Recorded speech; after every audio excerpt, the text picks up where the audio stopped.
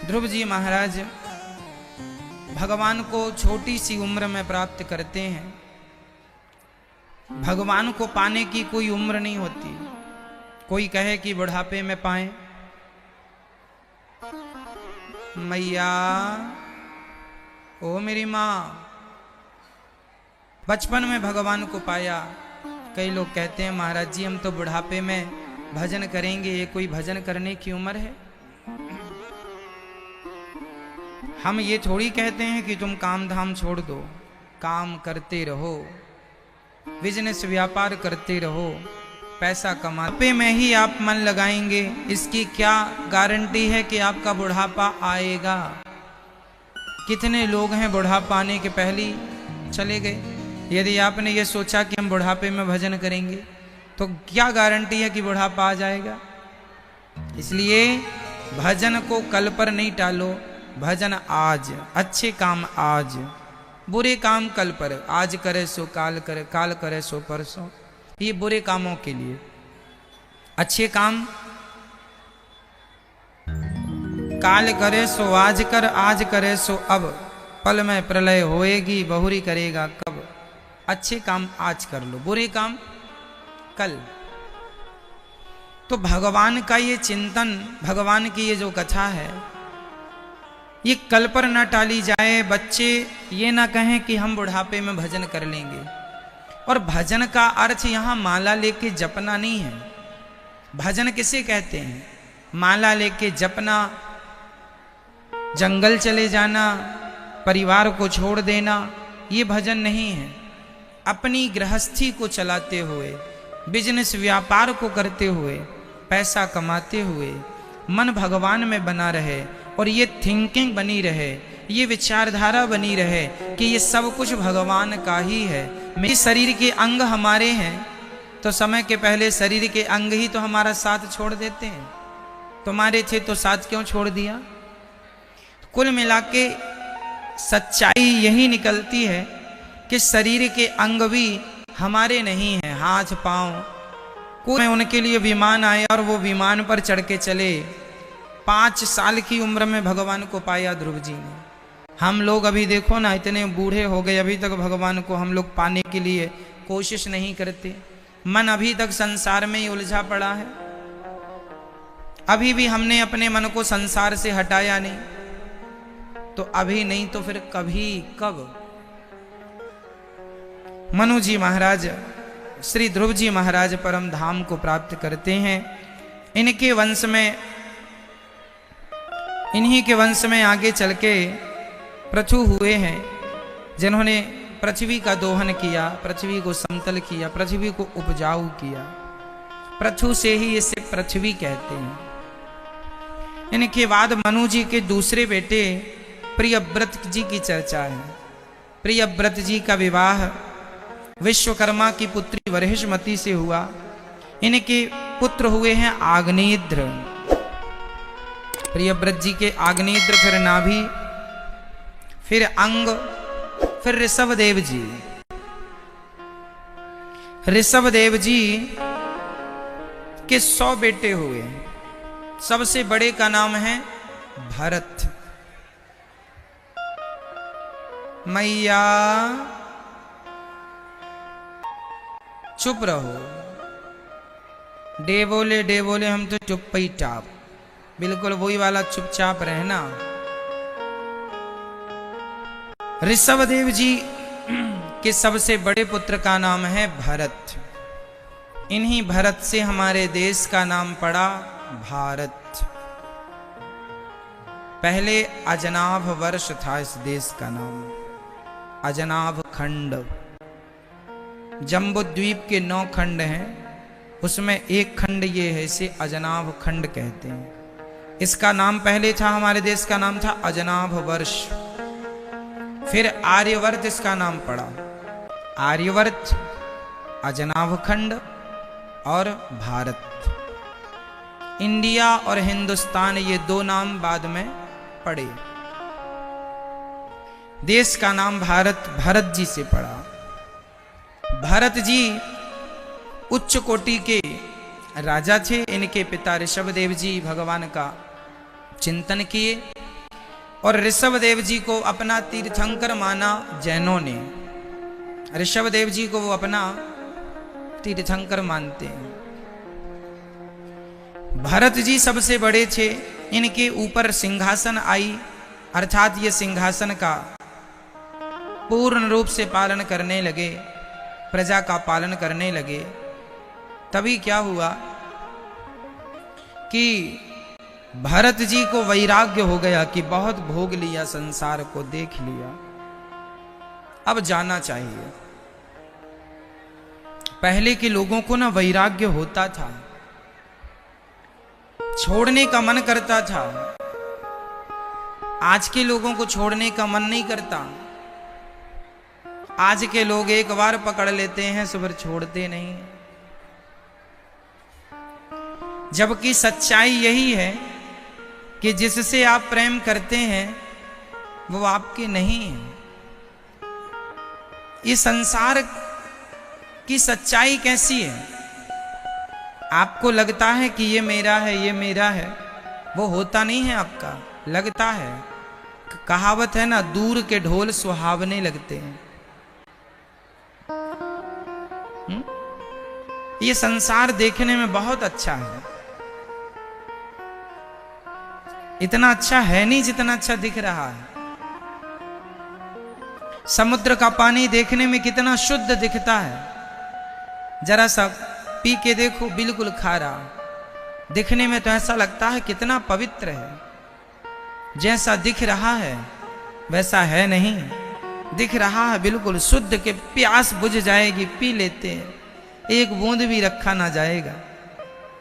उसी तरह ये संसार है, बड़ा सुंदर दिखता है, अपना सा लगता है, ये सब अपना सा लगता है, परिवार अपना सा। पर अंत में जब गहराई से देखो तो वो अपने लोग अपने होते नहीं हैं। एक राजा थे, उन राजा का नाम था राजा भर्तृहरि। उज्जैन के राजा थे, विक्रमादित्य जी के वंशज भर्तृहरि। ये अपनी पत्नी से बहुत प्यार करते थे, वैसे ही जैसे आप लोग अपनी पत्नी से या अपने पति से करते हैं। भर्तृहरि अपनी पत्नी से अत्यधिक प्यार करते थे और वो थी भी बहुत सुंदर। एक दिन भर्तृहरि के पास एक संत जी आए और उन्होंने एक सुंदर सा फल दिया। महाराज, ये फल आप खा लो, ये फल जो खाएगा सदा जवान रहेगा और उसकी आयु बहुत लंबी हो जाएगी, जवान रहेगा, हृष्ट पुष्ट रहेगा। तो भर्तृहरि को जब फल मिला कि इसे मैं खा लूं तो सदा जवान रहूंगा, मेरी आयु बढ़ जाएगी, सदा सुंदर दिखूंगा। पर वो तो अपनी पत्नी में आसक्त थे, उन्हें लगा मैं सुंदर दिखूंगा, सदा मैं जवान रहूंगा, पर मैं पत्नी के बिना कैसे जीऊंगा। तो उन्होंने वो फल अपनी पत्नी को दे दिया और कहा, मेरी प्रिय, ये तुम फल खा लो, इसको खाओगी तो सदा जवान रहोगी, सुंदर दिखोगी और खूब तुम्हारी आयु लंबी होगी, खा लो।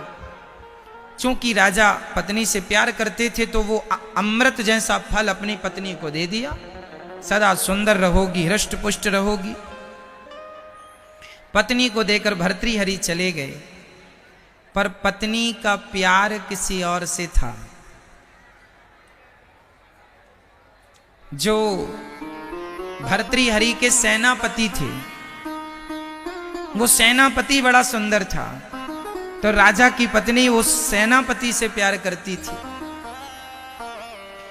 तो सेनापति जब आया तो भर्तृहरि की पत्नी ने वो फल सेनापति को दिया। सुनो, ये बड़ा अच्छा फल है, तुम सदा जवान रहोगे। ने वो फल रानी से ले लिया और रानी से लेकर अपने घर को चला। सेनापति का प्यार एक दासी से था। झाड़ू पोंछा ही करना है, मैं अमर होके क्या करूंगी, मेरे देश का राजा बड़ा अच्छा धर्मात्मा है, यदि ये फल राजा खाएगा भर्तृहरि तो वो बड़ा हृष्ट पुष्ट रहेगा और वो प्रजा की सेवा करेगा। तो वो घूमते घूमते फल दासी के पास गया और दासी ने राजमहल में वो राजा के पास लेके चली, महाराज मुझे एक फल प्राप्त हुआ है। अच्छा, किसी को ये नहीं पता लग रहा था कि वो फल कहां से आया है, क्योंकि सब तो एक दूसरे को दे रहे थे। ये तो केवल राजा को पता था कि मुझे एक साधु ने दिया है। अब वो दासी लेकर चली गई और दासी जब लेकर गई कि महाराज ये फल आप लीजिए, राजा तो घबरा गए। हे भगवान, ये फल तो मैंने अपनी पत्नी को दिया, ये दासी के पास कहां से आया? राजा ने तुरंत फल को लिया और रानी से दासी से कहा, सच्ची बताना ये फल तुम्हें कहां से मिला? तो बेचारी राजा से झूठ बोल ना पाई, कह दिया मेरा प्यार जरा सेनापति जी से है, उन्होंने दिया। सेनापति आओ, तुम्हें किसने दिया? डरते डरते कहा, महाराज मुझे तो महारानी जी ने दिया। अब महारानी जी को तो इन्होंने दिया था। क्लियर हो गया। भर्तृहरि को परम वैराग्य हो गया। अरे राम राम राम राम। जिसे मैं अपना समझता रहा, जिसके लिए मैंने अमृत जैसा फल दिया, मैं खुद ना खाके अपने से ज्यादा, अपने शरीर अपनी आत्मा से ज्यादा प्यार मैंने जिससे किया, वो मेरा ना हो सका। हे विधाता, तू ही बता कि मेरा कौन है? तब आकाशवाणी हुई, राजन ये संसार के लोग तेरे नहीं हैं, तेरा तो कौन, मेरे तो गिरधर गोपाल, दूसरो ना कोई।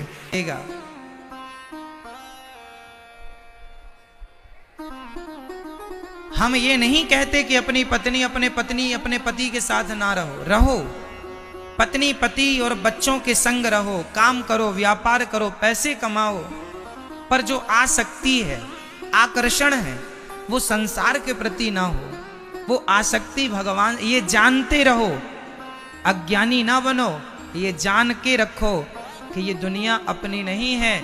आज नहीं कल, कल नहीं परसों, परसों नहीं एक दिन बाद ये दुनिया छूटेगी। यदि आज तुम दोनों पति पत्नी साथ में हो तो एक दिन जरूर आएगा कि जब तुम दोनों में से एक ही बचेगा। अब पहले कौन जाता है ये तो विधाता को पता है। तो यात्रीगण हैं कल नहीं रहेंगे, इनका स्टेशन आएगा, उतरते चलेंगे।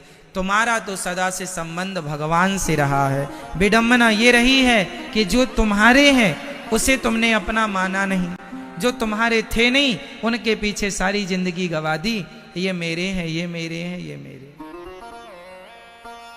मेरे तो गिरधर गोपाल, दूसरो ना कोई। मीराबाई ना होती तो हमें ये कौन बताता कि मेरे तो गिरधर गोपाल, दूसरो ना कोई।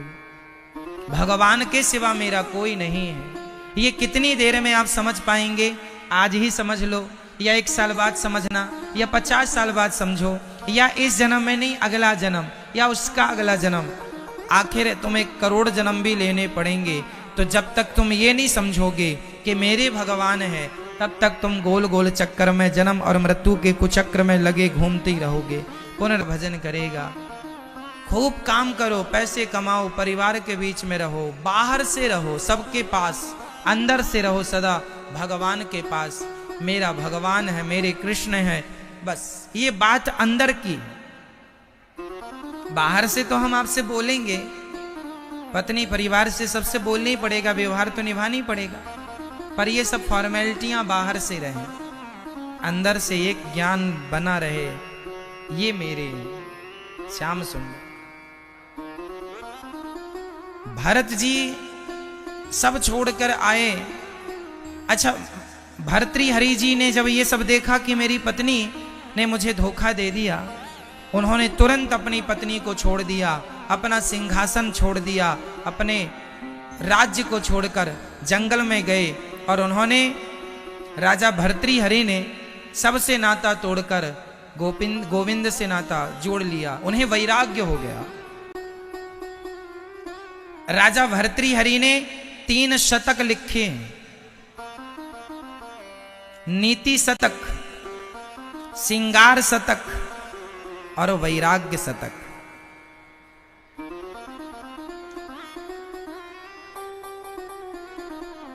ठीक है। भर्तृहरि ने कितने शतक लिखे? 3। भर्तृहरि जी के शतक, तीनों शतक आपको पुस्तकें मिल जाएंगी। सबसे ज्यादा कहां होती है? स्त्रियों के अंदर सबसे ज्यादा आकर्षित करने वाला कौन सा स्थान होता है? ऐसा भर्तृहरि ने श्रृंगार शतक में लिखा है। स्त्री का सबसे अच्छा श्रृंगार क्या है? स्त्री का श्रृंगार क्या है? स्त्रियों के बारे में बहुत कुछ लिखा है भर्तृ, क्योंकि वो स्त्रियों पर स्त्री पर आसक्त थे ना, अपनी पत्नी पर, तो उन्होंने अपनी पत्नी के ऊपर श्रृंगार शतक लिख डाला कि नारी का नेचुरल श्रृंगार क्या है। यदि वो कुछ भी ना करे, कोई भी लिपस्टिक इत्यादि का प्रयोग ना करे, तो नेचुरल उसका श्रृंगार क्या है? तो भर्तृहरि ने नारी के श्रृंगार पर लिखा है कि नारी का श्रृंगार क्या है, उसके आकर्षण का केंद्र क्या है। तो यह श्रृंगार शतक में लिखा है। फिर पहले तो नारी की तरफ उन्होंने आकर्षित करने के श्रृंगार लिख दिए, फिर उस नारी से वो वैराग्य के लिए वैराग्य शतक लिख दिया कि जब अटैचमेंट होता है ना, तभी वैराग्य होता है। एक याद रखना, ये बात सिद्धांत है कि आप जिस चीज को पहले जानते हैं, जिस चीज के करीब रहेंगे, उसी से दूरी भी बनेगी, है ना। करीब रहेंगे तो दूरी भी होगी। 100 बातें लिखी हैं। शतक मीन्स 100, है ना। तो उन्होंने नीति की 100 बातें लिखी हैं, श्रृंगार की 100 बातें लिखी हैं और वैराग्य की 100 बातें लिखी हैं। तो 3 शतक लिखे राजा भर्तृहरि ने। वो पुस्तक आज भी पुस्तकों की दुकान में मिल जाएगी आपको, यदि आपको अध्ययन करना है तो कर सकते हैं। भर्तृहरि का साहित्य। भर्तृहरि को वैराग्य हो गया, सबको छोड़कर चले गए और उन्होंने आत्म कल्याण किया। पश्चात भरत जी ने भी वैसे ही किया, सब छोड़ दिया, पुत्र परिवार सब त्याग दिया। अच्छा, एक बात तो माननी पड़ेगी भक्तों कि त्याग में सुख बहुत है। त्याग में क्या है? सुख है। त्याग में बहुत सुख है। आज आप लोग दुखी क्यों हैं? इसका सबसे बड़ा कारण यह है कि आपके अंदर जरा सा त्याग नहीं है। क्या नहीं है? त्याग। अब जैसे कि मैंने ये उदाहरण वैसे पहले दिया है, फिर दोहराता हूं, चूंकि ये इस उदाहरण के बिना ये बात आपकी समझ में नहीं आएगी। जैसे कि हमने ये अंगूठी पहन रखी है, यदि ये अंगूठी गिर गई तो बताइए फिर हमें क्या करना होगा? आप लोगों ने झुमके पहन रखे हैं, आप लोगों ने मंगलसूत्र पहन रखा है, आप लोगों ने अपने पर्स में, पॉकेट में 2-5 हजार रुपए रखे हैं। यदि 2-5 हजार रुपए गिर गए, या आपके कान का झुमका गिर गया, या आपकी हाथ की अंगूठी गिर गई, या आपके गले की चैन किसी ने खींच ली, उस स्थिति में आपके साथ क्या होता है? क्या होता है? दुख होता है। आपको दुखी करती हैं ये घटनाएं, आप रोते हैं, मेरी चैन चली गई, मेरी अंगूठी चली गई, मेरे पैसे चले गए, मेरा मोबाइल चला गया, मेरी चप्पल चली गई, मेरा ये चला गया, मेरा वो चला गया। क्यों? यदि आप ये सोच लें कोई बात नहीं, चला गया चला गया, गया सो गया। यदि आपके अंदर त्याग है कि गया तो गया, कोई बात नहीं, तो आपके अंदर यदि त्याग है तो वो घटना आपको दुखी नहीं करेगी। क्या ये बात सत्य है? यदि आपके अंदर त्याग है तो घटने वाली कोई भी घटना आपको दुखी नहीं करेंगी। बट आपको त्याग नहीं है आप जुड़े हैं, अटैच हैं वस्तुओं से, तो जरा सी घटना आपको पूरा प्रभावित करेगी, पूरा प्रभाव डालेगी, और यही आपके दुख का कारण है। इसलिए कहता हूं, संसार से अटैच ना रहो, संसार की वस्तुओं से अटैच ना रहो। ये अंगूठी मैंने पहनी है, पर मैंने पहनने के पहले ही मैंने ये सोचकर पहना है कि ये एक दिन गिर जाएगी या तो कोई ले जाएगा। तो जब ये ले जाएगा कोई, गिर जाएगी, तो क्या मैं इसके लिए रोऊंगा? इसलिए पहले ही अपने दिल को पक्का कर लो, या तो फिर पहनो मत कि नहीं। यदि आप नहीं रोएंगे, गए तो गए, तब तो आप 10,000 के जूते खरीद लो। लेकिन आप यदि रोएं तो भाई साहब आप 200-500 के जूते खरीदो, 10,000 ना, क्योंकि तुम्हें फिर ये रुलाएंगे भी। एक बात और सुन लो कान खोल के, जो लोग हंसाते हैं वो लोग एक दिन रुलाते भी हैं। जो वस्तु हंसाती है वो एक दिन रुलाएगी जरूर। क्या ये बात सही है? इसे मैं सिद्ध करके बता दूं, सुनो। पत्नी बहुत हंसाती है, पति बहुत हंसाता है, बहुत सुख देता है पति, पत्नी भी बहुत सुख देती है, बहुत हंसाते हैं, बहुत खुश रहते हैं आप दोनों पति पत्नी। लेकिन एक दिन जब तुम दोनों में से एक नहीं होगा, तब वो दिन आपके रोने का दिन होगा। जितना हंसे हैं उतना रोना भी पड़ेगा। जहां से सुख मिला है वहां से दुख भी मिलेगा। सही है? जो इसलिए कहता हूं, यदि दुख से बचना हो तो मेरे पास एक उपाय है। किसी व्यक्ति या किसी वस्तु से अपना लगाव, अपना मोह ना रखो। सदा ये सोचो कि ये एक दिन नहीं रहेंगे, रहेंगे तो केवल भगवान सदा रहेंगे। इसलिए इनके संग व्यवहार तो किया जाए, अंगूठी पहनी तो जाए, इससे प्यार ना किया जाए। मंगलसूत्र पहना तो जाए, उससे प्यार ना किया जाए। पति के संग रहा तो जाए, प्यार ना किया जाए पति से, तो क्या किया जाए महाराज?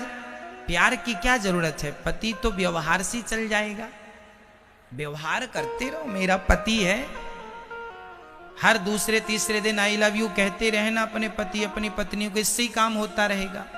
ज्यादा की जरूरत ही नहीं है, प्यार व्यार करने की जरूरत ही नहीं। मैं पहले बात दोहरा चुका हूं, फिर याद दिला रहा हूं। प्यार केवल भगवान से हो। दुनिया के लोग तो शब्दों के जाल में ही उलझे रहते हैं। पति से आप कह देंगे आप बहुत अच्छे पति हैं, हमारे तो भाग्य खुल गए कि आप मिले, फिर आपका पति फूल के गुब्बारा हो जाएगा। इतना कह दो। और पति लोग जरा इतना कह दें कि सुनो तुम भोजन बहुत अच्छा बनाती हो और आप आज क्या लग रही हो, इतना बस पति लोग कहते रहे तो पत्नी तो बिल्कुल झूलती रहेगी झूले में, बिना झूले के। उसी काम हो जाए, वहां प्यार व्यार की जरूरत नहीं है। प्यार करना है, भगवान शब्द से खुश नहीं होता, ये याद रखना। तुम कितना भी स्तुतियां करते रहो, तुम्हें वो माता च पिता, तुम्हें वो बंधुश्च सखा, तुम्हें वो, तुम कितना भी शब्द गिड़गिड़ाते रहो, लेकिन जब तक तुम्हारे उन शब्दों में सच्चा प्रेम नहीं घुलेगा, तब तक भगवान प्रसन्न नहीं होंगे। भगवान के लिए प्रेम चाहिए और दुनिया को रिझाने के लिए शब्द चाहिए। तो शब्द दुनिया को दो, प्रेम भगवान को दो। और आप लोग उल्टा करते हैं, शब्द तो आपने भगवान के लिए रखे हैं। माता पिता तुम मेरे, तन भी तेरा, मन भी तेरा, सब तो कुछ है तेरा, तेरा तुझको अर्पण क्या लागे मेरा। मंदिर के अंदर बोलता है सब तेरा, और मंदिर के बाहर निकलती महाराज ये प्लॉट मेरा है, ये पत्नी मेरी है, वो बच्चे खेल रहे हैं 5-6 वो सब मेरी है। वो सारी जमीन जायदाद महाराज मैंने 10 एकड़ भी प्रॉपर्टी खरीदी, मैंने खरीदी, पूरी मेहनत की। अभी कह रहा था 5 मिनट पहले सब तेरा है, तन भी तेरा, मन भी तेरा, धन। देखो पल भर में इसकी दलीलें बदल गई। सही है? आज का आदमी शब्दों से भगवान को खुश करना चाहता है, नहीं होगा। शब्दों से इंसान खुश होते हैं, शब्दों से इंसान खुश होते हैं, भगवान शब्दों से नहीं। मेरी माँ, भगवान तो प्रेम से खुश होते हैं। माँ, बिना प्रेम के भगवान नहीं मिलेंगे। इसलिए प्रेम भगवान से हो। पर पति पत्नी का रिश्ता निभाना है, ये भी याद रखना है आपको। कैसे निभाना, मैंने उपाय बता दिया कि आपको। चलो बताओ कैसे निभाना है। फिर प्रेम भगवान से करोगे तो पति पत्नी के संग कैसे रहोगे, बताओ। बेटा ये जो लगा दिया बीच में, इसको अभी निकाल दो। ये वो क्या लगा दिया, वो ग्रिल में निकाल दो। तो मेरी माँ बताओ, फिर अभी पति और पत्नी के साथ कैसे रहना है, कैसे रहना है, क्या करना है। व्यवहार से, व्यवहार अच्छा रहे आपका, प्रेम भगवान से रहे, संसार से व्यवहार कुशल बने आप। गृहस्थी को ना व्यवहार कुशल होना चाहिए।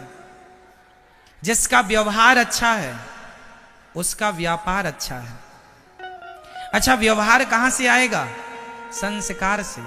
संस्कार होंगे तो व्यवहार होगा, व्यवहार होगा तो व्यापार होगा, और व्यापार होगा तो अपने आप आपका दिनों दिन विकास होगा, तरक्की होगी। नहीं समझ में आएगा। जैसे कि हम यहां पर जिस पेन से लिखते हैं ना, इस पेन से अंतरिक्ष में नहीं लिखा जा सकता। सही है, आपको पता है अंतरिक्ष में जिस पेन से वैज्ञानिक लोग ऊपर लिखते हैं, पृथ्वी में चुंबकत्व ज्यादा है ना, तो पृथ्वी एक सीमा तक चुंबकत्व है।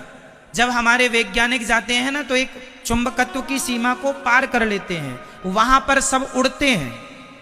वहां पर क्या है, ये मैं नहीं बोल रहा, साइंस बोलता है भाई, उड़ते हैं। चुंबकत्व की जो सीमा है उसके ऊपर कोई वस्तु गई तो वो उड़ती है।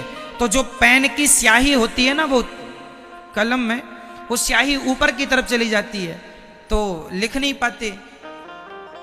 आप कभी पेन को ऐसे उल्टा करके लिखो तो आप एक दो अक्षर ही लिख पाएंगे, इसके बाद नहीं लिख पाएंगे।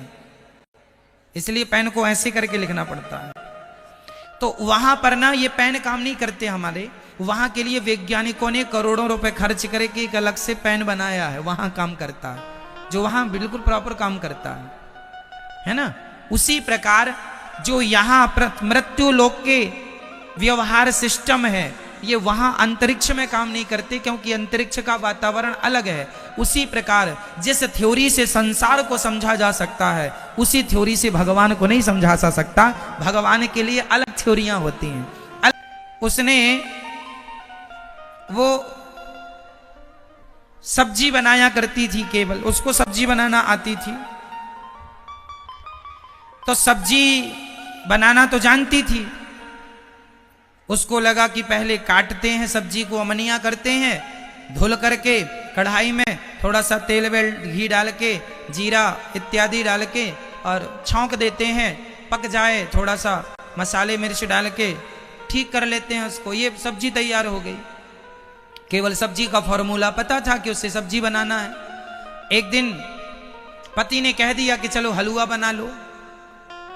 अब बेचारी को हलवा बनाता आता नहीं था। अब उसने सोचा कि हलवा भी वैसी होगा जैसे सब्जी होगी, तो उसने सब्जी वाली थ्योरी से हलवा बनाया।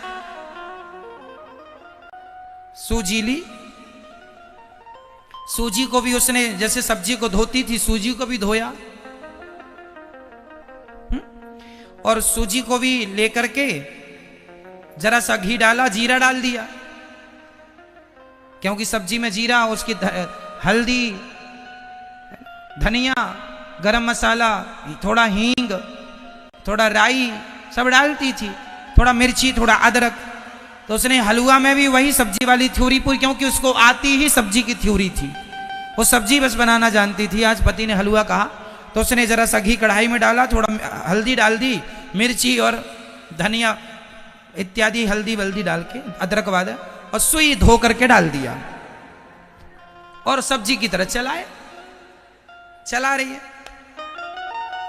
उसे लगा कि थोड़ा ये कढ़ाई में लग रहा है, जब सब्जी लगती तो थोड़ा पानी डाल देती, तो उसने थोड़ा सा पानी डाल दिया, पर सब्जी सूजी जो होती है ना वो तो ज्यादा पानी लेती है। सूजी का हलवा, रवे का हलवा जैसे बोलते हैं, वो सब्जी थी और बीचों बीच था सब चीजें। उसे लगा पक गई, ले जाके रख दिया तो थाली में पूरा सुई बिखर गई चारों तरफ। पति ने कहा ये क्या है? बोले आपने बोला था हलवा है। उसने किस सिद्धांत से बनाया? सब्जी वाले। अरे सब्जी का सिद्धांत सब्जी बनाने में काम करेगा, हलवे में काम नहीं करेगा। हलवे बनाने का तरीका अलग है, सब्जी बनाने का तरीका अलग है। उसी प्रकार संसार को चलाने का तरीका अलग है और भक्ति का तरीका अलग है। अब संसार वाला तरीका भगवान में तुम सेट करो, कैसे सेट होगा? संसार के ज्ञान से भगवान को समझोगे। कई लोग कहते हैं भगवान नहीं दिखता। अरे भाई, संसार के ज्ञान से, संसार की दृष्टि से, संसार की सोच से भगवान को कैसे समझा जा सकता है? उसकी थ्योरी अलग है। उसे समझने के लिए अलग आपको अध्ययन करना होगा, अलग गुरुजनों की शरणागति ग्रहण करनी होगी, तब जाके वो चीजें समझ में आएंगी। भरत जी का मोह, घर छोड़ के गए थे गंडकी, वहां गंडकी मतलब चक्री नदी, चक्री मतलब जहां शालिग्राम भगवान आज भी मिलते हैं। आपको पता है शालिग्राम भगवान जी मिलते हैं? शालिग्राम भगवान जो हैं चक्री नदी में ही मिलते हैं। उसे मुक्ति नारायण क्षेत्र कहते हैं। वहां पर शालिग्राम भगवान मिलते हैं। शालिग्राम भगवान में चक्र बना हुआ होता है ना? ऐसे शालिग्राम जी, कई शालिग्राम जी में चक्र नहीं होता, वो भी शालिग्राम जी ही होते हैं, पर कुछ शालिग्राम जी में चक्र होता है। भगवान जी सोना देते हैं और सोना ही लेते हैं, आपको पता है? शालिग्राम भगवान के अंदर ना, वहां बड़े बड़े पत्थर जो होते हैं उनके अंदर से चक्र तो निकलता है, संग सोना भी निकलता है। सोना कहां से निकलता है? शालिग्राम भगवान की शिला से सोना निकलता है। ये जो चक्र आपने देखा भी टीवी पर, ये जो व्हाइट कलर का चक्र देखा ना, एक्चुअली ये सोना है, कच्चा सोना। ऐसे जब सोनी जी पकाएंगे, तपाएंगे तो ये शुद्ध 24 कैरेट का सोना हो जाएगा। और शालिग्राम भगवान जितने वजन के होंगे उतने ही सोने को वो ग्रहण कर लेते हैं। आप सोना उठाइए और शालिग्राम जी पर घिसिए, आप घिसते जाएंगे तो पूरा का पूरा सोना उनके अंदर चला जाएगा। कितना चला जाए? यदि 250 ग्राम के शालिग्राम जी हैं तो 250 ग्राम सोना अंदर चला जाएगा। 200 ग्राम के शालिग्राम जी हैं तो 200 ग्राम सोना चला जाएगा। ऐसे घिसते रहिए, अपने आप चला जाएगा। पूरी सोने की धार आपको दिखने लग जाएगी। हमारे पास ठाकुर जी हैं, हम आपको प्रत्यक्ष दिखा सकते हैं। और ये सोना चला जाता है, और एक प्रोसेस ये है कि जितना सोना चला जाता है वो वापस भी आ जाता है। सोनी जी जिसे कहते हैं ना कसौटी, सोनी जी के पास एक कसौटी होती है। क्या बोलते हैं? सोनी जी के पास एक कसौटी होती है। एक्चुअली वो कसौटी शालिग्राम भगवान ही होते हैं, क्योंकि भगवान ही सोने की कीमत जानते हैं और सोने की परख जानते हैं। ये सोना है, शालिग्राम जी बताएंगे। इसलिए हर पत्थर शालिग्राम नहीं है, इसलिए हर पत्थर भगवान नहीं है, शालिग्राम जी भगवान है। क्योंकि वो गुण है, सोना प्रकट करते हैं वो। तो आपको चक्र वाले शालिग्राम जी भी प्राप्त हो जाते हैं, और जो शालिग्राम जी सामान्य मिलते हैं वो भी हैं। शालिग्राम भगवान जी के पावन क्षेत्र में भरत जी गए हैं और प्रेम पूर्वक भगवान का चिंतन करने लगे। एक दिन भरत जी का मन, वो स्नान कर रहे थे, तभी वहां पर एक मृगी पानी पी रही थी। चूंकि गर्भवती थी, शेर ने दहाड़ लगाई, मृगी भागी पानी में, उसका गर्भ पानी में गिर गया। नवजात मृग का बच्चा बह रहा है। भरत जी को दया आई, बचाकर कुटिया पर ले आए। दयावश बचाना बुरा नहीं था। अब भरत जी ने उस मृग के बच्चे से प्यार कर लिया। प्यार करना बुरा है, हम यही कह रहे हैं, प्यार ना करो। भजन से हट के मृग में लग गया, मेरा मृग है, मेरा मृग है, मेरा। और मृग का चिंतन, एक दिन वो मृग जंगल में मृग के संग भाग गया। अब भरत जी चिंतन करने लगे, मेरा मृग कहाँ होगा, मेरा मृग, मेरा मृग, मेरा मेरा मेरा मेरा करते करते भरत जी के प्राण निकल गए। और जब मृग का चिंतन करते भरत जी मरे तो उनको मृग की योनि में आना पड़ा। अंते या मति सा गति, जिसकी मति जैसी होती है उसकी गति। इसलिए कहता हूं मैया, मन को यहां वहां ना लगाकर भगवान के श्री चरणों में लगाना। मन की गति है अटपटी, झटपट लखे ना कोई। और मन की जब खटपट मिटे तो झटपट दर्शन होए। मन की गति बड़ी प्रबल है मैया। ये बताओ, आपके बंधन का कारण क्या है? मृग। आपके बंधन का कारण क्या है? मन। क्या है मेरी मां? मन एव मनुष्याणाम बंधनम मोक्ष कारणम। मन ही बंधन है और मन ही मोक्ष है। कैसे? इसे कैसे सिद्ध किया जाए? आओ हम सिद्ध करके बताते हैं। यदि आपका मन विषयों में लगा है, काम में, क्रोध में, लोभ में, अहंकार में, यदि आपके अंदर विषय वासना है, क्रोध है, लोभ है, मोह है, यदि आपका मन यहीं लगा है तो ये मन आपका बंधन में ले जा रहा, बांध रहा है। और ये मन यहां से हटके यदि सदा भगवान की कीर्तन कथा और भगवान के चिंतन में लगा तो यही मन मोक्ष का कारण है। जो लोग सो रहे हैं उनको थोड़ा आप जगा दो। अभी तक हमने नहीं बोला, 1 घंटे की नींद हो गई आपकी बढ़िया वाली। अब थोड़ा सा सुन लो। अब जो जाग रहे हैं वो थोड़ा सो जाएं। जो सो रहे हैं अब उनकी नींद हो, अब वो सुनेंगे। अब क्या करें, शिफ्ट बाय शिफ्ट।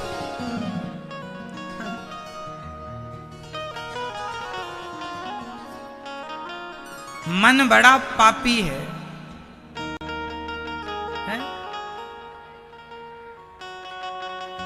इसलिए मन को कहो कि मन, आप लोग कहते हैं महाराज जी हमारा तो मन ही नहीं लगता। हम कहते हैं मन ना लगे तो ना लगने दो। बच्चा स्कूल जाता है, उसका मन थोड़ी लगता है। उसे मां जबरदस्ती स्कूल भेजती है, भेजती भेजती भेजती, एक दिन उसका मन स्कूल में लगने लग जाता है। उसी प्रकार तुम्हारा मन आज नहीं लग रहा भगवान में, कोई बात नहीं, नहीं लगे तो भी नाम जपो भगवान का श्रीमन नारायण, नहीं लगे तो भी कथाएं सुनो। आज मन नहीं लगेगा, कल नहीं लगेगा, एक दिन अपने आप आपके मन को, कथा को, कीर्तन को, भगवान को एक्सेप्ट करना ही पड़ेगा। हमारा कौन है?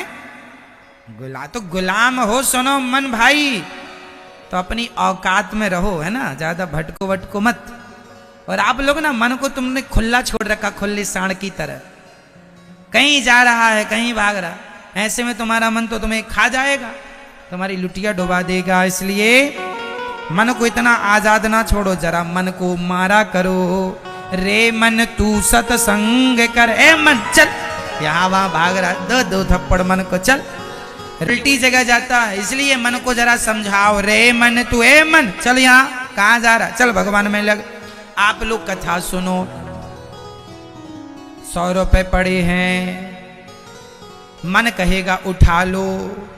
मन कह तो सकता है उठा लो, पर मन उठा नहीं सकता। उठाएगा कौन?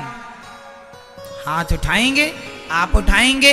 तो आपने अपने आप अपने मन को अपने कंट्रोल में रखो। ए मन, क्या उठा लें किसी का पैसा, चल, तुझे लगे तू उठा, मैं नहीं उठाता, चल।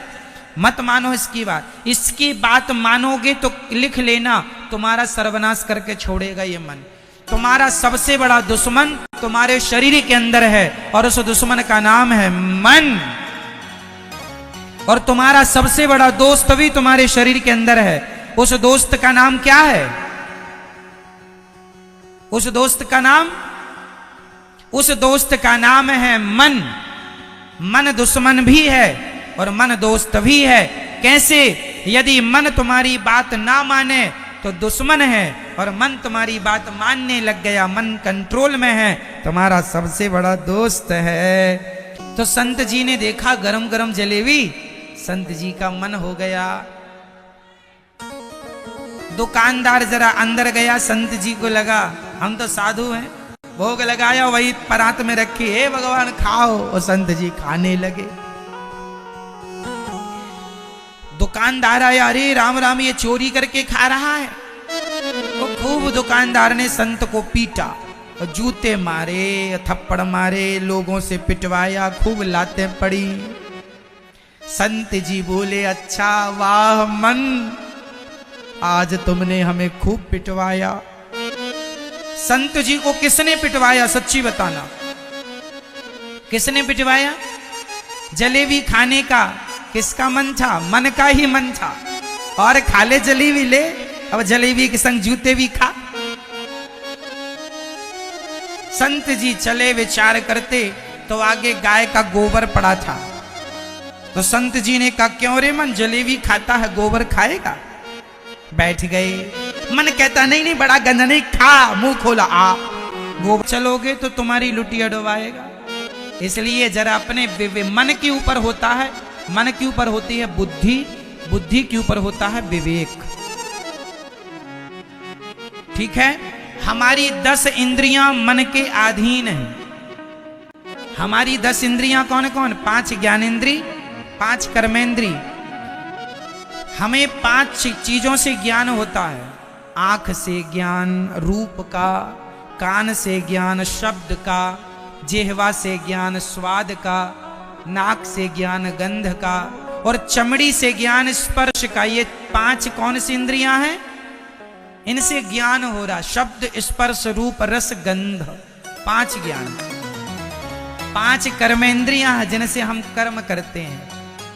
मुख से बोलने का कर्म, पांव से चलने का कर्म, हाथ से लेने देने का कर्म, 3 हो गए।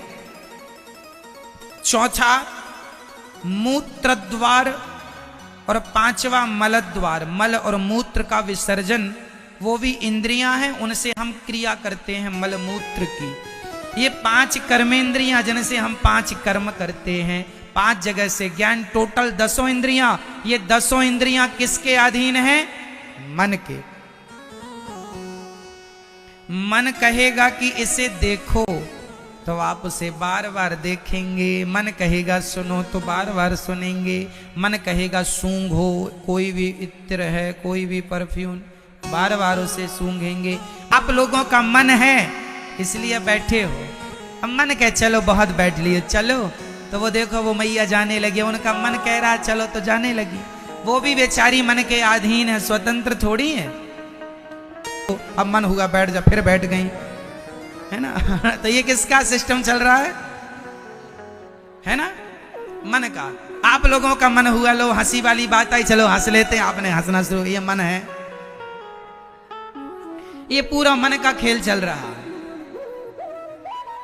ये वस्तु उठाएं कि ना उठाएं, ये संकल्प विकल्प मन का पूरा डिपार्टमेंट मन का है। पूरी इंद्रियां किसके अधीन हैं? मन के। मन कहेगा कि देखो, देख रहे हैं, मन कहेगा नहीं देखते, नहीं देखे। आंख मन के अधीन है, आंख तो मन की गुलाम है, कान मन के गुलाम है। इसलिए मन 10 के ऊपर है, इसलिए 11वां मन है। मन किसके ऊपर है? 10 के ऊपर, इसलिए 11वां मन है। अच्छा, मन के ऊपर कौन है? बोलो जोर से, अभी बताए ना। मन के ऊपर कौन? बुद्धि। मन संकल्प विकल्प करता, करूं कि ना करूं, करूं कि ना करूं, करूं कि ना करूं, खाऊं कि ना खाऊं। निर्णय कौन देती है? बुद्धि। खा लो। मन कहेगा पैसे उठाऊं कि, रास्ते में पड़े हैं 100 रुपए, मन कहता उठा लो, उठाऊं कि ना उठाऊं, उठाऊं कि ना उठाऊं, उठाऊं कि ना उठाऊं, है ना। मन कहता उठाऊं कि ना उठाऊं। पर बुद्धि निर्णय देगी नहीं जी मेरा थोड़ी है, हम सत्संगी आदमी नहीं उठाते। बुद्धि ने मोहर लगा दी, फाइनल नहीं, मन की बात खत्म कर दी, बुद्धि ने मोहर लगा दी, नहीं उठाते। आदमी तुरंत आगे बढ़ गया, डिसीजन हो गया नहीं उठाना। तो मन के ऊपर कौन, मन को कौन गाइड करता है? बुद्धि। बुद्धि के ऊपर कौन? विवेक। ये बुद्धि सबके पास होती है पर विवेक सबके पास नहीं होता। विडंबना ये है। कई लोग कहते हैं ना विवेक से काम करना। अक्सर जब आप बड़े काम के लिए जाते हैं तो माता पिता गुरुजन आशीर्वाद यही देते हैं, बेटा विवेक से काम करना। किससे काम? बोलो। विवेक सबके पास नहीं होता। विवेक कहां से आता है? सत्संग बिनु सत्संग विवेक न होई। कई लोगों की तो बुद्धि ही चलती है, बुद्धि से तर्क कुतर्क होता रहता है। ये ऐसा है तो ऐसा क्यों, वैसा है तो वैसा क्यों, ईश्वर क्यों नहीं दिखते हैं तो खाते क्यों नहीं है। ये तर्क बुद्धि का विषय, तुम बुद्धि तक सीमित हो। बुद्धि से भी ऊपर होता है विवेक, जो बुद्धि को कंट्रोल करता है। ये सॉफ्टवेयर समझ लो आप, एक सॉफ्टवेयर दूसरे को कंट्रोल करता है। तो बुद्धि को कंट्रोल कौन करता है? विवेक। और विवेक कहां से? इसलिए कहता हूं कि यदि आप बुद्धिमान हैं तो बुद्धिमान व्यक्ति पैसा बहुत कमा सकता है, पर विवेकशील व्यक्ति ही आत्म कल्याण कर सकता है। बिना उनका विवेक अभी तक जागा ही नहीं। कई लोग तो मांस खा रहे हैं, मुर्गी खा रहे हैं, उल्टे सीधे। उनको लगता खाओ पियो मौज करो, यही जिंदगी है। खाओ पियो मौज करो, ये थिंकिंग वाले लोग बुद्धिमान हो सकते हैं, अभी इनका विवेक जागा ही नहीं। और विवेक तब तक नहीं जागता जब तक सत्संग ना हो। इसलिए सत्संग आवश्यक नहीं, अति आवश्यक है, अति आवश्यक है। सत्संग से विवेक डेवलप होता है, जागता है, विकसित होता है। फिर जो विवेकशील है वो फिर विवेक से काम करता है, उसका सारा निर्णय परफेक्ट होता है, सारा डिसीजन एक्यूरेट होता है, मतलब कोई भी त्रुटि नहीं, परफेक्ट। विवेकशील विवेक से काम करता है। हमारे ऋषि मुनि लंबी लंबी समाधि लगाते थे, हनुमान जी उड़ के गए और सूर्य भगवान को खा गए। क्या था? विवेकशील थे। पृथ्वी से सूर्य की दूरी तय कर ली ना, सबसे पहले हनुमान जी जिन्होंने पृथ्वी से सूर्य की दूरी तय की थी, पहले वैज्ञानिक हनुमान जी हैं। तो विवेकशील है ना, तब तो आज तो विवेक सबसे ऊपर है। अच्छा, विवेक से ऊपर क्या है? विवेक से ऊपर क्या, कौन बताएगा? विवेक से ऊपर क्या मैया? ओ मैया, ओ मैया, मेरी मां वहां क्या देख रही हो? बताओ, विवेक से ऊपर क्या है? क्या है विवेक से ऊपर? बोलो बोलो बेटा। के बिना ना बुद्धि काम ना विवेक काम, कोई काम नहीं। इसलिए विवेक को भी आत्मा से ताकत मिलती है, एनर्जी मिलती है। तो ये बड़ा गूढ़ रहस्य है। इसलिए शुरुआत हमने किससे की थी? जोर से बोलो, मन। इसलिए मन की कंट्रोलिंग जरूरी है। मन माने ना माने, पर आप तो भगवान का चिंतन करो कि भगवान का चिंतन, लड़कपन में भगवान का ध्यान। भरत जी मृग बन के आए, चूंकि मृग में ध्यान लग गया, राजा रहुगण तीसरा जन्म मनुष्य का मिला। फिर भरत जी को मनुष्य का शरीर मिला। अब की बार वो बिल्कुल साइलेंट, चुप, कोई मोह ममता में नहीं उलझ रहे। एक दिन भाइयों ने घर से निकाल दिया, नाम पड़ा जड़ भरत। रहुगण को उन्होंने दिव्य ज्ञान दिया भरत जी ने, और रहुगण का कल्याण अपने ज्ञान से किया। मैं शरीर नहीं, मैं आत्मा हूं, ये दिव्य ज्ञान रहुगण को भरत जी ने दिया। दोनों परम धाम गए एक दूसरे के लिए ही शायद वो ये लीला थी ठाकुर जी की। भगवान श्री सुखदेव जी परीक्षित जी को 28 प्रकार के नरकों का वर्णन करते हैं। नरक 28 प्रकार के होते हैं। रौरव, महारौरव, कुंभी पाक, अंध्र, तामिश्र, कालसूत्र, असीपत्र, वन, सूकर, मुख, ऐसे 28 नरक हैं। जो जैसे कर्म करता है वो वैसे नरक में चला जाता है। इसलिए मैया खड़े होके पंचायत कर रही हो मेरी माँ, बैठ के कर लो मैया थोड़ी सी पंचायत। लो देखो युद्ध बिल्कुल शांत हो गया। इसलिए मेरी माँ शांत रहो। महाभारत की स्थिति बने तो बताना, संगीत हम यहां से दे देंगे, आपको अच्छा लगेगा। वो जैसा कर्म करेगा उसे वैसे नरक में जाना पड़ता है। 28 प्रकार के नरक होते हैं। 28 नरक कहां है? यमपुरी में यमराज जी का यही बिजनेस है। यमराज जी का क्या कारोबार है? नरकों से उनकी कमाई होती है। जो आदमी ज्यादा पाप आप करके जाता है ना, सब फिर वहां धोबी घाट में धुलाई होती है कस के। जैसी करनी वैसी भरनी, आज की या कल पाएगा, चढ़ता सूरज धीरे धीरे ढलता है, सब ठिकाने लग जाते हैं फिर। इसलिए नरक ना जाना। परीक्षित बोले महाराज तो क्या हमें भी नरक जाना पड़ेगा? सुखदेव भगवान बोले कोई भगवान के नाम का आश्रय ले ले और भगवान के नाम का आश्रय लेगा तो उसे नरक नहीं जाना पड़ेगा। कितना भी बड़ा पापी हो, भगवान के नाम का आश्रय लिया है, ईश्वर के आश्रित है, तो नरक नहीं जाएगा। महाराज जी कोई बचा नरक जाने से? हाँ, कौन बचा है नरक जाने से?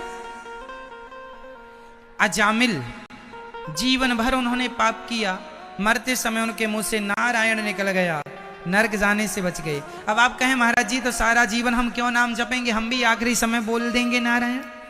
तो भाई सारी जिंदगी अभ्यास करोगे तब तो आखिरी समय नारायण निकलेगा। अभ्यास ही नहीं है। अजामिल अपने बेटे का नाम नारायण लेता था, तो नाम लेता बेटा नारायण दूध लाओ, बेटा नारायण यहाँ आओ, बेटा नारायण, तो बेटे का ही नाम सही, पर उसे नारायण का नाम का अभ्यास हो गया ना। तो इसलिए कहते हैं अभ्यास, अभ्यास करो। मैया आप अभ्यास करती हो राम नाम का? कितने माला जपती हो? 3 माला। एक माला में कितने मोती होते हैं? तो 3 माला जप लेती हो रोज के? सच्ची? सवेरे के शाम? सवेरे तो दिन भर में 3 ही जप पाती हो इस उम्र में? इस उम्र में तो 10-20 माला जप लो। जितना बुढ़ापा आए ईश्वर के उतने करीब जाओ। अब ये बुढ़ापे की जो उम्र है, अब ये काहे के लिए? जवानी में 3 माला ठीक थी, अब बुढ़ापे में तो आप अपनी कम से कम 11 माला 21 माला जपो। खा लिया पी लिया माला जपो। पंचायत करने आप निकल जाती होंगी पड़ोसन से। कई माताएं तो सवेरे से निकलती हैं खा पी के और शाम को 5-6 बजे लौटती। दिन भर पंचायत करती रहते हैं। घंटे भर इस घर में बैठी, घंटे भर उस घर में बैठी। और एक बहाना और है, किसी के घर में कोई मर जाए, अब जैसे होली का त्योहार आ रहा है, तो हमारी माताओं को बहाना क्या है? सुनो, हम थोड़ी जा रहे हैं। कहाँ जा रहे हैं? थोड़ा बैठने जा रहे हैं। कहाँ जा रही हो बैठने? अरे वो फलाने के देवर के साले की सरहज खत्म हो गई है, तो देवर के साले की सरहज मरी और बैठने तुम जा रही हो। हमारी माताएं बस दीपावली आई थोड़ा बैठा है, होली आई, अरे दुख का त्योहार है महाराज, थोड़ा बैठा है। काहे तुम उसके घर में जा रहे हो, चाय का नुकसान करने जा रहे हो बेचारे। एक तो उसके घर में कोई मर गया है और तुम और उसकी चाय पीने जा रहे हो, उसका नुकसान, उसको भी कोई काम धाम करने दो।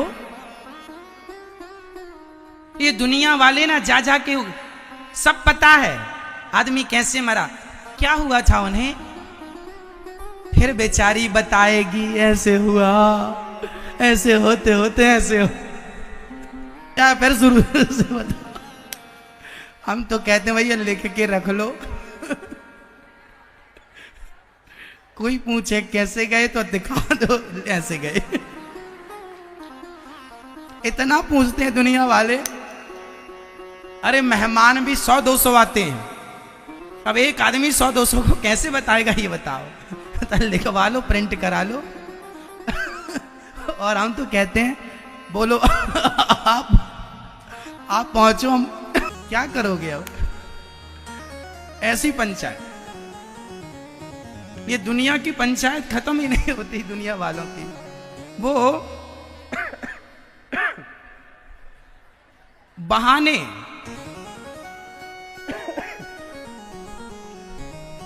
मरा कोई है और बैठने कोई जा रहा है।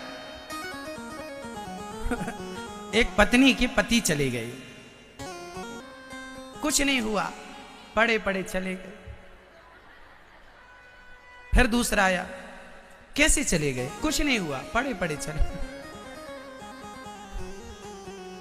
रात को अच्छे भले खाए, फिर सोए, उठे ही नहीं, कि कुछ जाते नहीं है। गए हैं मरने पे, मरने वाले घर में बैठने, और वो बेचारी चाय ना पिलाए तो गाना और गाते हैं। लोग गए थे, चाय तक को नहीं पूछा। ये हाल है। तो ये जमाना है, इसलिए भगवान का चिंतन करो, इसी में शांति है। संसार में मन लगाने में शांति नहीं है, संसार के लोगों में शांति नहीं है। एक ही उपाय है, यदि हम जन्म और मृत्यु के कुचक्र से बचना चाहते हैं, सिर्फ भगवान के नाम का आसरा। इसलिए आप और हम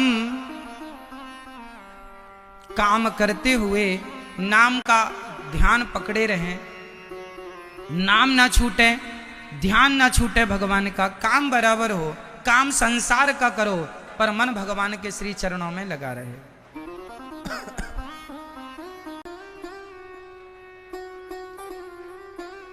श्री अजामिल जी महाराज मरने लगे, बेटे का नाम पुकारा, बेटा नारायण दूरे क्रीडन काशक्तम पुत्रम नारायणा वयम प्लावितेन स्वरेणोच्चै राजु हवा जितेंद्रिया। बेटा नारायण, बेटे ने तो सुना नहीं, परमात्मा ने सुन लिया। विमान आए, यमदूतों को पार्षदों ने खदेड़ा, चलो यहां से। यमदूत बोले ये हमारा ग्राहक है। नाजी था, भगवान का नाम लिया इसलिए मुक्ति। अरे इसने बेटे का नाम लिया है। पार्षदों ने कहा इसके बेटे का नाम नारायण आज से है, हमारे भगवान का नाम नारायण अनादिकाल से, इसलिए एक नाम से हो गया। इसलिए आपसे प्रार्थना है, नाम को सामान्य ना समझना। अजामिल की मुक्ति हुई है। एक बार गुरु जी का अपमान कर दिया इंद्र ने। अपने से बड़ों का अपमान ना हो, इसका थोड़ा सा ख्याल रखना चाहिए।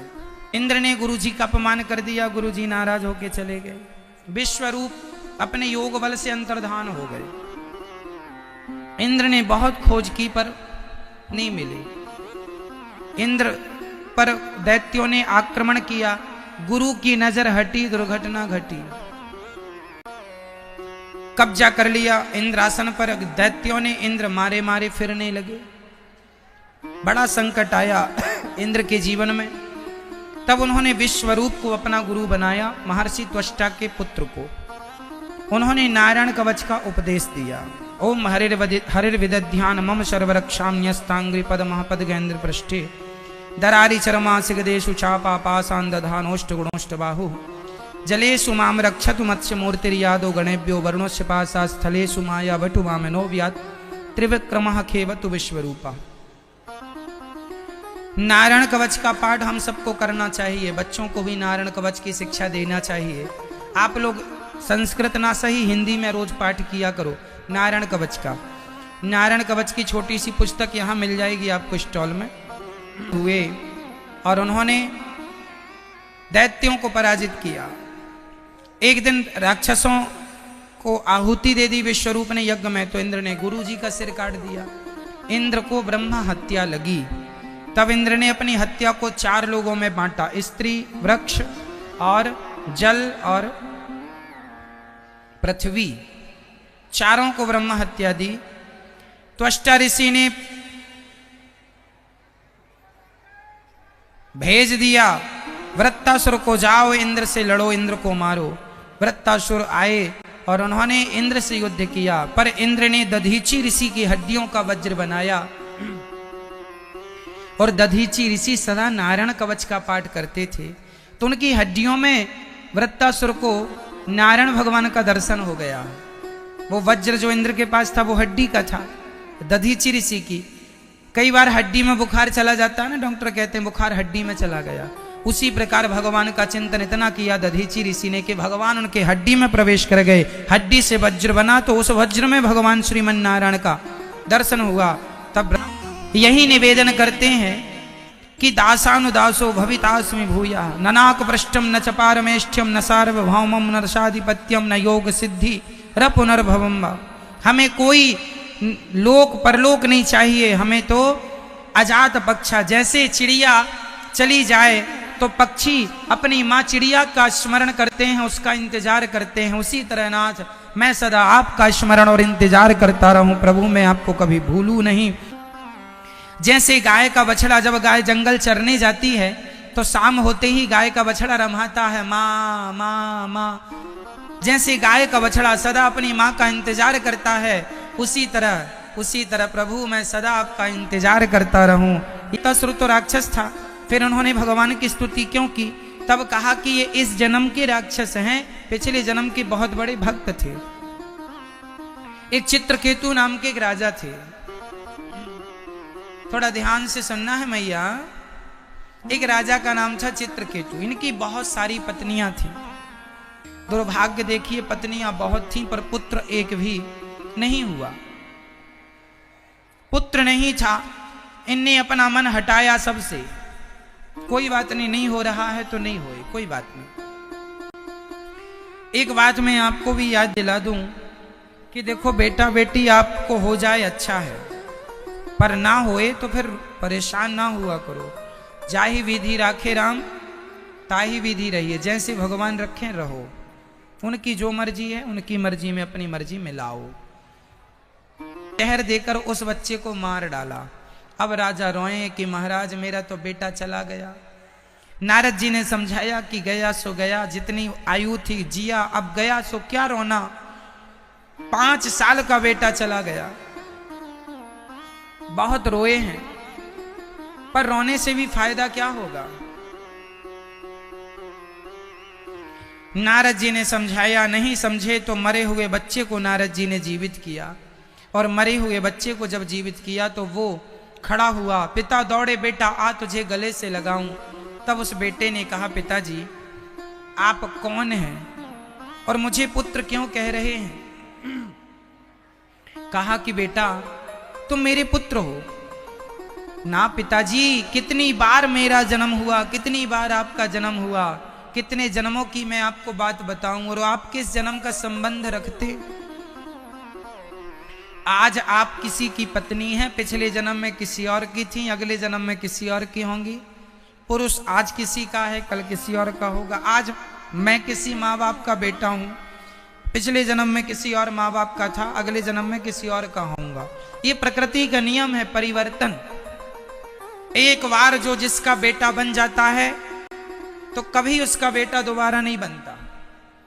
एक बार तुम्हारे गर्भ से जो आ गया दोबारा कभी नहीं आएगा, करोड़ों जन्मों तक नहीं आएगा। अब तुम्हारे गर्भ से दूसरे ही फिर बच्चे पैदा होंगे, कोई दूसरा। ये हिसाब किताब कर्मों का लेखा जोखा है।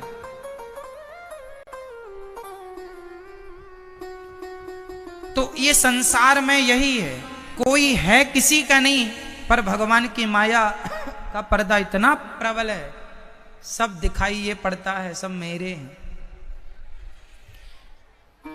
गीता में भगवान ने यही समझाया है,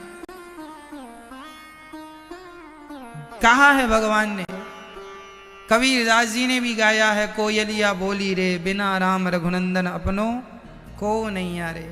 कोई नहीं है भगवान के सिवा, सब कहा है, समझाया है हमारे साधु संत ऋषि मुनियों ने, जिनको जो अनुभव हुआ है।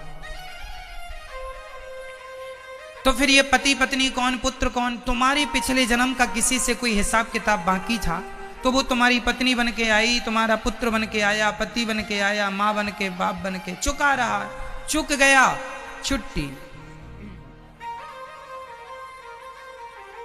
एक जन्म में जिसकी तुम पत्नी बन गई हो, अब हो गया, अगले जन्म में फिर कोई और ही मिलेगा। पता नहीं अगले जन्म में हम लोग मनुष्य भी बनते हैं कि नहीं, कौन जानता है। कई लोग कहते हैं महाराज जी तो हमारे 7 जन्म का, ये तो तसल्ली है, तुम 7 जन्म की बातें कर रहे हो, अच्छा है, पर अगले जन्म का क्या है, अगले जन्म तुम मनुष्य बनोगे इसकी क्या गारंटी है। जैसी करनी वैसी भरनी।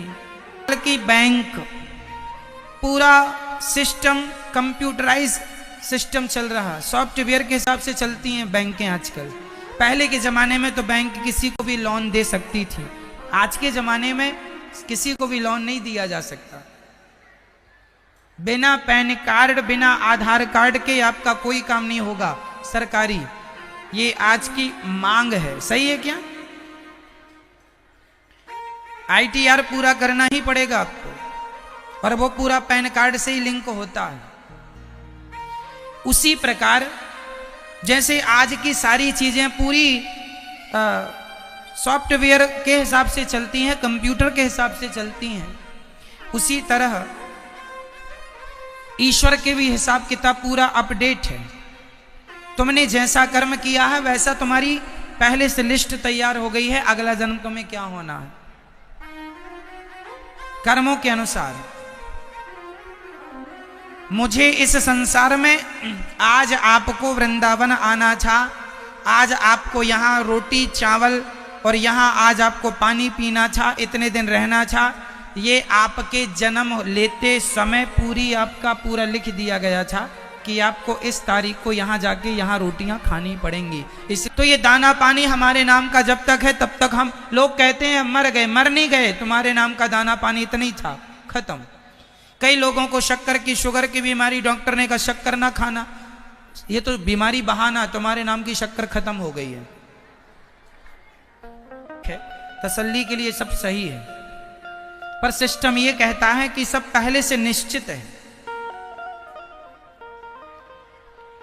हर व्यक्ति के, अब आप कहेंगे महाराज जी ये मेरा जो जन्म हुआ ये आपने जो पिछले जन्म में जो कर्म किया था, और मैं आपका सम्मान करूं आप मेरा करेंगे, मैं किसी का दिल नहीं दुखा रहा हूं, तो भगवान सब लिख रहे हैं कि भाई आपने किसी का बुरा नहीं किया, आपका भी अच्छा ही होगा। और आप, मैं किसी का मर्डर करूं, मैं किसी को लूटूं, मैं किसी को ठगूं, मैं किसी को मारूं, तो फिर ये मेरा पाप बढ़ता जाएगा और पाप का दंड भोगने फिर आना पड़ेगा संसार में। ये क्रम चलता है। अब आपका ये तो तय था कि वृंदावन आना है, पर वृंदावन में आना तय था, पर यहां आके पाप करना है कि पुण्य करना है ये तय नहीं था। ये तो आप तय करेंगे अपने विचारों से, अपनी बुद्धि से, अपने विवेक से कि यहां आए हो तो यहां कथा सुनेंगे कि यहां पर कुछ और करेंगे उल्टे सीधे काम। क्यों? तो ईश्वर की तरफ से ये तय है कि तुम किस माँ के बेटे बन के जाओगे, तुम्हारा बाप कौन होगा, तुम्हारी माँ कौन होगी, तुम्हारी पत्नी कौन होगी, तुम्हारे बच्चे, ये तय है। लेकिन तुम क्या संस्कार दोगे अपने बच्चों को, क्या वाणी बोलोगे, ये तुम पे निश्चित है। और ये तुम्हारा व्यवहार ही तुम्हारा अगला भाग्य बनेगा। अगली जो तुम्हारी हिस्ट्री लिखी जाएगी, आज की क्रियाओं को देखकर लिखा जाएगा कि आपने कितना अच्छा किया, कितना बुरा किया, अच्छा किया तो क्या अच्छा किया, बुरा किया तो क्या बुरा किया। उसके हिसाब पे आपका अगला भाग्य, अपना आपका अगला भविष्य तय होगा। मैंने अच्छा किया तो मेरे भाग्य में अच्छा लिखा जाएगा, मैंने बुरा किया बुरा। मैंने इस तारीख को किसी को एक थप्पड़ मारा था, इस तारीख को मैंने किसी को गाली दी, ये सब लिखा जाएगा कि भाई आपने ये सब किया था। आपने किसी को रोटी दी, ये भी लिखा जाएगा, पुण्य भी पाप भी। फिर पाप और पुण्य को अलग किया जाता है, फिर पुण्य का फल आपको मिलता है, पाप का भी मिलता है। पुण्य का सुख मिलेगा, पाप का दुख मिलेगा। जो लोग कहते हैं महाराज जी हम बड़े दुखी हैं, दुखी नहीं हो, तुम्हारे पापों का तुम दंड भोग रहे हो। हम के कर्म बुरे होंगे तो तुम्हारे वो कर्म ही तुम्हारे पति के रूप में प्रकट हो गए हैं और तुम्हें वो बड़ा कष्ट दे रहा है, तुम्हारे कर्म दंड तुम्हें मिल रहे हैं। एक पति बोले महाराज हमारी पत्नी तो बहुत मारती है, अब पिटो, क्या करोगे? तुम्हारे कर्म ही तुम्हारी पत्नी बन के आए, अब पिटो, पीटेगी। तो तुम्हारे कर्म ही तुम्हारी पत्नी बनते हैं, तुम्हारे कर्म ही तुम्हारे पति बनते हैं, और वही कर्म तुम्हारे पति पत्नी बन के सामने आके खड़े हो जाते हैं। तुम्हारे अच्छे बुरे कर्म ही तुम्हारा बेटा बनेगा। किसी का बेटा बहुत अच्छा है तो किसी का बेटा बहुत बुरा। तुम्हारे कर्म कहीं बुरे बिगड़ गए होंगे तो बुरा बेटा है, मारता है लाठियों से। और कोई का बेटा इतना अच्छा है कि आरती उतारता है, अपनी माँ की पांव धो के पीता है, तो ये भी बेटे हैं। तो आपने अच्छे कर्म किए होंगे तो आपका कर्म आपका अच्छा बेटा है। कर्म भूमि है, यहाँ किए कर्म का फल मिलता है, इसीलिए इसे मृत्यु लोक कहते हैं। मैया समझ रही हो? तो आपके जीवन में, कितनों के जीवन में दुख चल रहा है, समझ लेना कि ये दुख तुम्हें हंस के गुजारना है। अब रोने से तो कोई बात बनेगी नहीं। अब पति बुरा है महाराज तो क्या करोगे?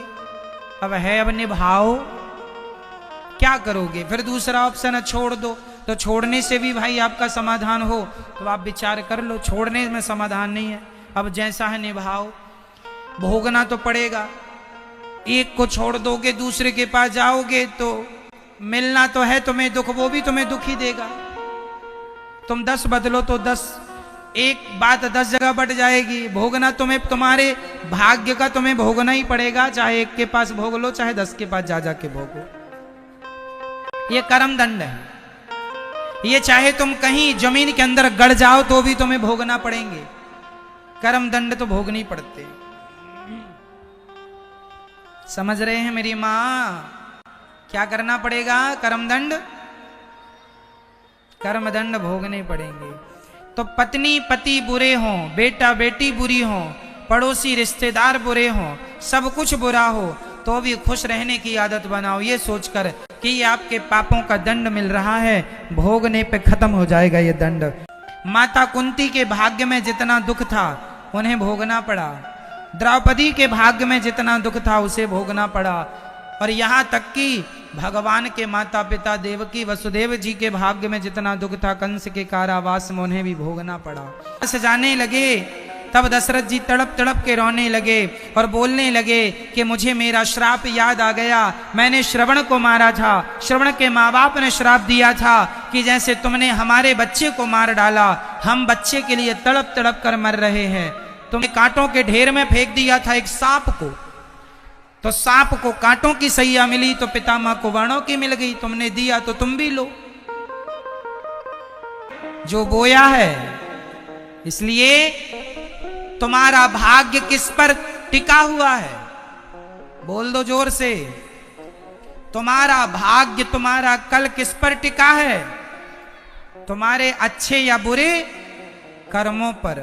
तुम्हारे अच्छे या बुरे कर्म ही तुम्हारा कल बनेगा, कल का भाग्य बनेगा। इसलिए आज अच्छा तो कल अच्छा।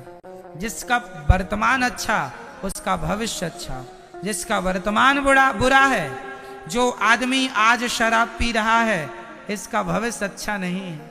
जो आज जुआ खेल रहा है, वर्तमान बिगड़ा, तुम्हारा भविष्य अच्छा नहीं है। और जो आदमी आज, तो मैया आपके जीवन में सुख या दुख का जिम्मेदार कौन?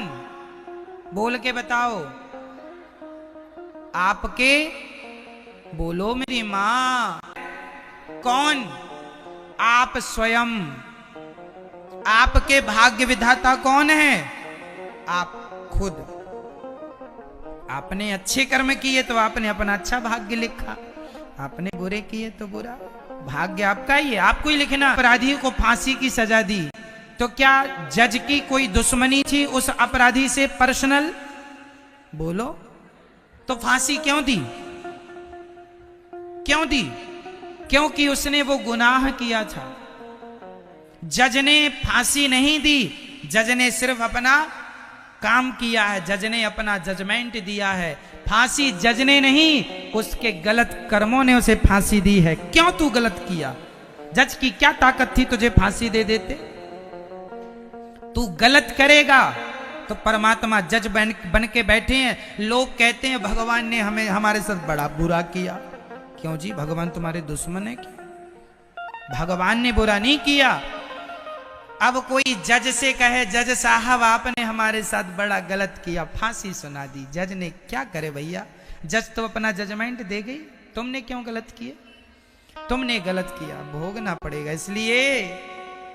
इसलिए हम कहा करते हैं, न देना दोष किस्मत को, विपत्ति तो सब पे आती है। न देना दोष किस्मत को, विपत्ति तो।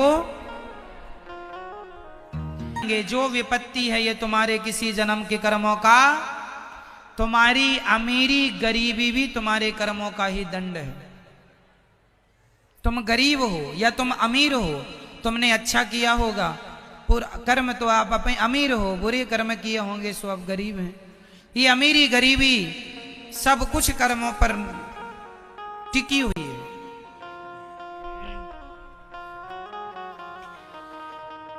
आज ये दिव्य ज्ञान सुन करके चित्रकेतु के बेटे से चित्रकेतु का मोह भंग हुआ। यही चित्रकेतु वृत्तासुर बने, इंद्र के हाथों इनकी मुक्ति हो गई। भगवान के एक परम भक्त का नाम है प्रहलाद। बड़ी छोटी सी उम्र में भगवान का चिंतन कर रहे हैं। अच्छा, भगवान की उम्र क्या, भगवान का चिंतन क्या उम्र देख के करना होगा? भगवान का चिंतन उम्र देख के नहीं, कर लो।